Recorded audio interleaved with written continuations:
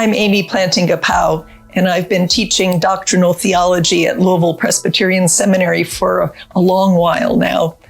One of my interests over the years has been Christian practices. It's very important to me that my students don't just do theology from the neck up, that they think about how theology helps inform and nurture a way of life. And so that's why I was glad to be part of this curriculum.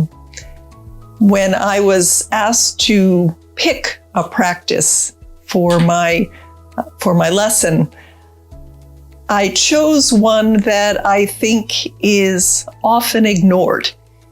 And when it's not ignored, it's often misused. So that was a challenge to me. And that's why I chose to write on Walk Humbly.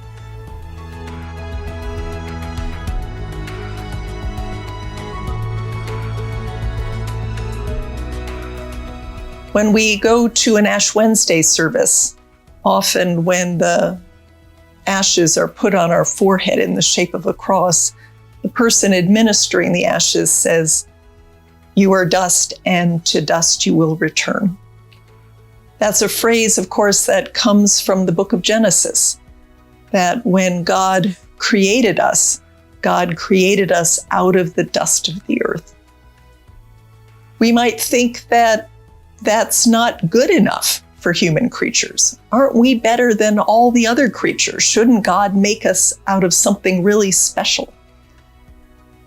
But instead, God says, no, you are an earth creature. You are precious to me.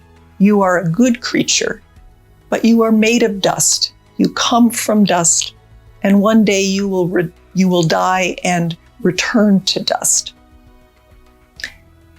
Walking humbly means recognizing that we are earth creatures, that we do not make ourselves, we do not keep ourselves, we cannot prolong our life forever, that our lives are always in God's hands.